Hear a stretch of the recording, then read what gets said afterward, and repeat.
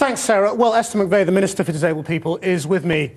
Now, if you lose your DLA and you don't qualify for one of these new PIP payments, what are you supposed to do? Just go without? Well, can I just correct a mistake there that was just said about the 20% cut? It isn't. What we're doing is measuring the growth because it had gone up by nearly 35% in 10 years. So we're continuing to spend £13 billion every year on DLA and PIP. In fact, it will be slightly higher in 2015-16 in real terms than it was in 2009. So I can get that right. And what we're doing is ensuring that the £13 billion we spend every year are allocated at those who need it the most. Come to the question. If you lose your PIP, what are you supposed to do? Just do without? No, well, hang on a sec. We don't know whether anybody will lose their PIP because actually you're talking about people who are deaf. Well, and for the first time, hang on a sec, for the first time ever, deaf people will be recognised. This wasn't recognised before under DLA, but they will specifically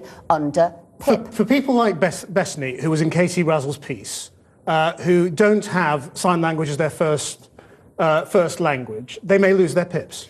Now, no, because we're specifically recognising it under PIP, which was not done before in DLA. So you're coming up with... Are you saying that nobody's going to lose their DLA? No, what? You're saying that everyone who's on DLA is going to get their PIP, so there's no issue here. Nobody needs to worry. What we are saying is it had grown by nearly 40% in 10 years, and we're measuring the growth. What happens to people who lose their payments? When they lose their payments, we have decided, it has been decided under the assessment, that they no longer need that extra money that would be there for people to help with. So what are they supposed to do? Just go without? No. Because this money you get, whether you're in work or out of work, and it is there to cover the extra costs of your disability. Exactly. So if you've now been decided that actually this extra money, you don't need it anymore, then it won't. It'll be going to other people. Well, that's right. If it has been decided that you don't need it, then what are you supposed to do to pay for those things that you're currently using DLA to pay for? Because do you just do without them, do you? Because what we're saying is, if it is decided, because this is specifically money to help you with the extra costs of disability,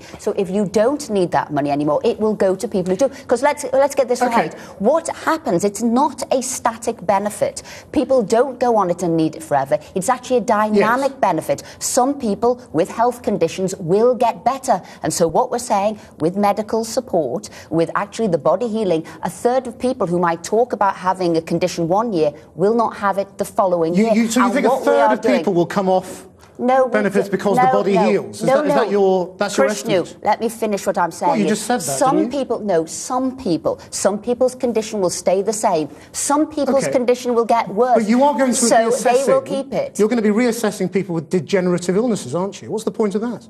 Well, actually, some people, although there will be a paper assessment in that case, they won't be having a face-to-face assessment, because if we can actually diagnose individuals through the historical data and the medical data, then we will be able to come to the same thing. What about people with multiple sclerosis? The same thing. Will they have face-to-face interviews or not? Well, if you can analyse whether they will need the benefit through their medical data and the historical data, no. Why does anybody with MS need a face-to-face interview? They're not going to get better, are they? At the moment, as your reporter had already said, 50% of people have no corroborating medical evidence. They filled in a claim form, and what we're doing now is ensuring that the money we continue to spend, which is, as I said, going up, will go to those people who need it the most. We are here to support those people. Let me bring you on to the bedroom tax, which, as you know, is affecting hundreds of thousands of disabled people. I mean, do you have any appreciation of the fear and the worry that you are causing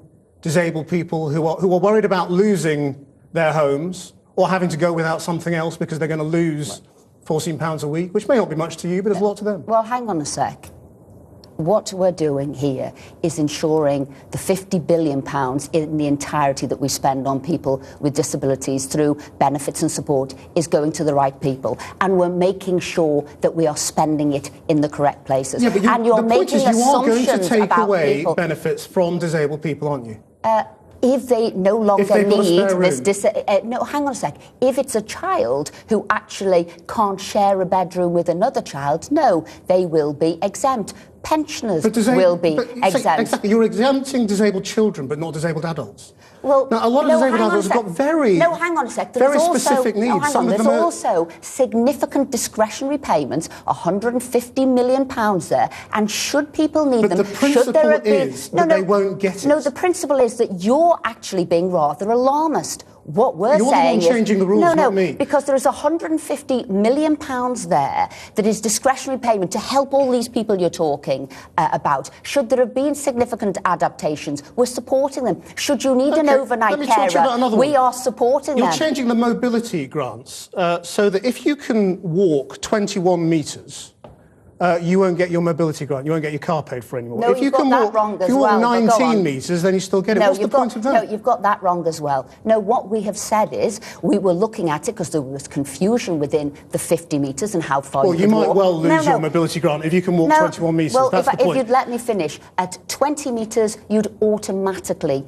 get it. However, if you could walk more than 20 metres, but not safely, reliably, repeatedly and in a timely fashion, you could well still get the higher rate mobility. So I'm glad I've been able to clarify that. Look, I put this out on Twitter. As you know, there are a lot of very vocal disabled people on Twitter earlier today to say that you were coming in.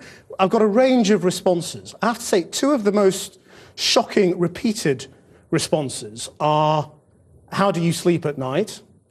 And do you feel any guilt about the suicides that have come as a result of changing the welfare system and the existing assessments? I'll tell you how I sleep at night.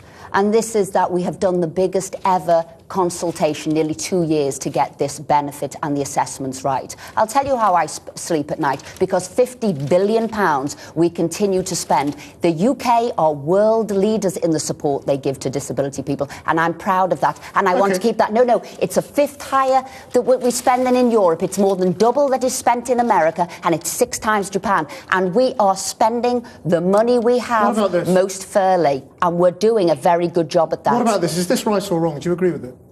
Actually, I think that needs to be separated completely from welfare. I think the family there, it's a very tragic, I hope it's a Do they have anything to do with Welfare UK? It is a terrible situation there, and I would say quite clearly, separate the two. That was very tragic. The man and the family will be sentenced, and, you know, he will get his sentence both in this life and the next life for what he's done to those children. Esther McVey, thank you for coming in. Thank you.